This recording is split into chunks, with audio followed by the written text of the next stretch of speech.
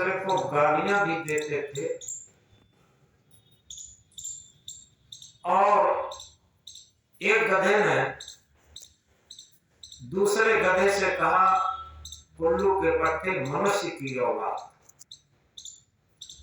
जैसे ही एक गधे ने यह बात कही, मनुष्य की औलाद, दूसरा गधा जिससे कहा वो आग बबूला हो गया और आग बबूला होकर के उस गधे पर बहुत तेजी में झपटना चाहा। तो उस गधे ने कहा कि भैया एक बात बता, तू इसी बीच तो इतना गुस्सा अभी तक नहीं हुआ, लेकिन हमने तुझे मनुष्य की औलाद कह दिया, इससे तू इतना क्यों गुस्सा होता कि तूने ये गलत बात ही कह दी, मनुष्य की औलाद कह दिया। ये बता, मनुष्य शराब पीता है? किसी गधे को कभी शराब पीते देखा? मनुष्य मांस खाता है? कभी किसी गधे को मांस खाते देखा? मनुष्य दुकान पर बैठ करके कम तौलता है, क्या गधे को ऐसा करते देखा? मिलावट का काजी करता है, क्या गधे को ऐसा करते देखा? और रिश्वत लेता है और इसी के साथ बेईमानी करता है, ठगाई करता है, छल कपट करता है, अपने आपस में ही राग द्वेष करके एक दूसरे की संपत्ति को हड़पते हैं, जमीन को हड़पते हैं। ऐसा किसी गधे को करते देखा? क्या क्या जघन्य अपराध, आतंकवाद और घोटालाबाज से लेकर के आज पूरे विश्व में घोटाला और आतंक का इतना बड़ा साया छाया हुआ है, सारी दुनिया भयभीत है। ऐसे ऐसे हाइड्रोजन बम बना के रखे हैं कि एक एक बम से आधी दुनिया खत्म हो सकती। क्या गधे को ऐसे मारक यंत्रों को बनाते देखा? इन सारी एक साथ बातें कहने पर दूसरा गधा सहम गया। उसने कहा कि ऐसा तो नहीं देखा, फिर तो मुझे क्यों कहता है कि मनुष्य की औलाद? ये तो बहुत गलत गाली है। तो इस तरीके से एक समझने और समझाने का तरीका है, जिसे सदगुरु इंकलाब करके कहते हैं कि मानुष के नाम हुआ। बड़ी एक मार्मिक चोट है। मनुष्य का बच्चा मनुष्य होकर जन्म तो ले लेता है, लेकिन वो मनुष्य होकर के जी कहां पाता? और मनुष्य होकर के जब जी नहीं पाएगा तो मनुष्य होकर के मर नहीं पाएगा। ये श्योर है, ये निश्चित है। तो इस प्रकार इस बात को गहराई से समझें कि हम कोई मंदिर, मस्जिद, गिरजाघर, गुरुद्वारा, तीर्थ, व्रत, पूजा पाठ जानते हो कि न जानते हो, कोई बात नहीं, लेकिन सबसे बड़ी बात यह है कि मनुष्य के अंदर मनुष्यता, मानव के अंदर मानवता, ये उसका स्वाभाविक धर्म है। और स्वाभाविक धर्म के लिए कितनी औपचारिकताएं की जाती हैं, आप देखें। कितनी सरल और सहज बात है आदमी का धार्मिक होना। जिस तरीके से पानी का शीतलता धारण करना, पानी का शीतल होना, ये उसका धार्मिक होना है। उसे अहंकार नहीं होगा कि हम शीतल हैं। लेकिन आदमी बहुत अहंकार करता कि हम बहुत बड़े धार्मिक हैं, और धार्मिकता के नाम पर वो सारी औपचारिकताएं करता है और धार्मिक नहीं हो पाता। उसका धार्मिक होना केवल यही बाहरी चौड़ा नहीं है, बाहरी वेशभूषा नहीं है, बाहरी पद प्रतिष्ठा नहीं है। उसका धार्मिक होना है उसका मानवता पूर्ण रहना, मानवता को धारण कर जीवन व्यतीत करना, या दूसरी भाषा में कहें आत्मा के तल पर जीवन व्यतीत करना। ये उसका स्वाभाविक सहज धर्म है। और इस सहज धर्म के लिए अहंकार किस बात का कि हम धार्मिक हैं, हम बहुत ऊंचे हैं? किसका अहंकार? पानी कभी अहंकार नहीं किया, ऑक्सीजन कभी अहंकार नहीं की कि हम बहुत जीवनदायी शक्ति हैं। पानी कभी अहंकार नहीं किया कि मेरे पीने से प्यास बुझती है, मेरा धर्म शीतल है। तो इसलिए ये बनावट, मिलावट और दिखावट छोड़ करके मनुष्य के अंदर मनुष्यता आ जाए, मानव के अंदर मानवता आ जाए, इससे बड़ा दुनिया में कोई भी धर्म नहीं हो सकता। मानवता, जिसे यूनिवर्सल रिलीजन कहते, सार्वभौमिक धर्म कहते, यूनिवर्सल ट्रुथ कहते, सार्वभौमिक सत्य कहते। तो इस प्रकार अगर इसे हम छोटे से उदाहरण द्वारा समझें, एक जगह मानवता युक्त मानव और एक और अमानवता युक्त मानव,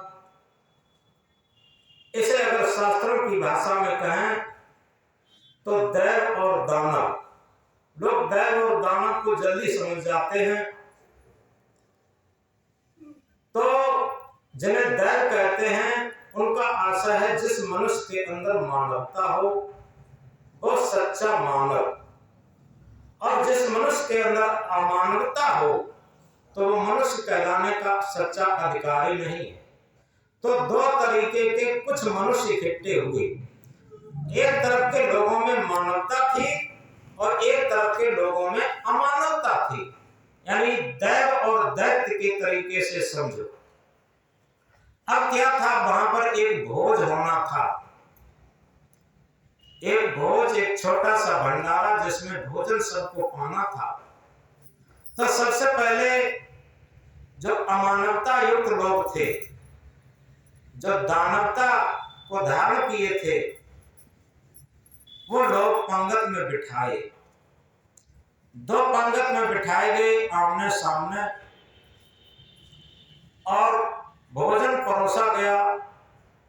बहुत अच्छा भोजन, स्वादिष्ट था, खीर पूड़ी हलवा रसगुल्ला खीर सारी चीजें थी, परोस दिया गया। और इसके बाद भोजन पाने से पहले उनकी कोहनी में एक लकड़ी बांध दी गई जिससे कोहनी मुड़ न सके, और उनके हाथ में एक एक चम्मच पकड़ा दी गई। अब जब कोहनी मुड़ नहीं पाएगी तो कैसे मुंह तक उनका ग्रास जाएगा।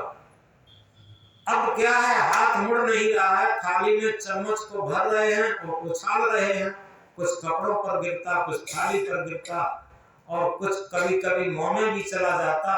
इस तरीके से सारा भोजन खराब हुआ, किसी का पेट भी नहीं भरा।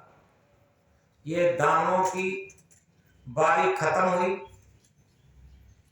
और इसके बाद जो मानवता युक्त मानव थे उन्हें बिठाया गया पंगत में, आमने सामने पंगत लगा दी, उसी तरीके से भोजन परोस दिया गया, सारी चीजें व्यवस्थित थी। जब भोजन पाने का अवसर आया तो उनके भी कोहनी में एक एक लकड़ी बांध दी गई जिससे कि कोहनी मुड़ न सके, हाथ में चम्मच दे दी गई। अब उन्होंने क्या काम किया, आमने सामने बैठे हैं, इस तरफ की पंगत वाला उस तरफ को खिला रहा है, सीधी लकड़ी है, थाल में भोजन चम्मच में भरा, उसको खिला दिया, उस तरफ वाला इस तरफ वाले को खिला रहा। थोड़ा गौर से समझेंगे इस बात को। इस तरफ वाला पंगत वाला हाथ तो मुड़ नहीं रहा है, इस तरफ वाले ने चम्मच में भोजन भर करके उस तरफ वाले को खिला दिया, उस तरफ वाले ने चम्मच भर के इस तरफ वाले को खिला दिया, और दोनों पंगत के लोग बड़ी अच्छी तरीके से उनका पेट भर गया, संतुष्ट हो गए, और कहीं भी कोई भी व्यंजन, कोई भी भोजन, कोई भी खीर, कुछ भी खराब भी नहीं हुआ। ये क्या था, ये मानवता युक्त मानव थे, और वो क्या थे, वो दानवता युक्त मानव थे। बस अंतर इतना था कि वो दूसरे को खिलाना चाहते थे इसीलिए सबका पेट भरा, और वो स्वयं खाना चाहते थे इसीलिए किसी का पेट नहीं भरा। इसी तरीके से इस दुनिया में दो तरीके के लोग आज भी हैं, जो ये सोचते हैं कि हमें न मिले लेकिन दूसरा तृप्त हो जाए, ये हमारी तृप्ति है, और ये जो सोचता है कि हमारा पेट भर जाए, दूसरे को मिले कि न मिले, ये दानवता की वृत्ति है। और यही मैथिली गुप्त कह रहे हैं, वही मनुष्य है जो कि मनुष्य के लिए मरे, वही मनुष्य है जो कि मनुष्य के लिए मरे, यह पशु प्रवृत्ति है जो कि आप ही चाहिए क्या नहीं है। और इसी पस्ता के लिए मानव जीवन में पस्ता इतनी पनप गई है कि आज आप देखते हैं पति पत्नी, पिता पुत्र, गुरु शिष्य से लेकर के आए दिन, कल भी दिन शायद आज ही था कि गुरु का शरीरांत हुआ, 2 चेले थे, वो आपस में इतने लड़े, बहुत अधिक लड़े, करोड़ों की संपत्ति थी। ये क्या, कहीं कहीं गुरु को जहर दिए जा रहे, पिता को काटा मारा जा रहा। आज भी था पेपर में, एक पिता को रजाई में लपेट के मार दिया, ऊपर से आग लगा दी। क्यों? कि बेटा जमीन बिकवाने की कह रहा था, पिता नहीं बेच रहा था। तो अब बताइए, इसे दानवता न कहा जाए तो क्या कहा जाए? गृहस्थी विरक्ति का सवाल नहीं है, सवाल इस बात का है कि देश का बदल सवाल नहीं है, स्थान बदलने का सवाल नहीं है, सवाल इसका है कि उसका मन मानवता से सटा हुआ चल रहा, आत्मा के तल पर उसका मन चल रहा कि स्वार्थ के तल पर उसका मन चल रहा। बात तो इस बात की है।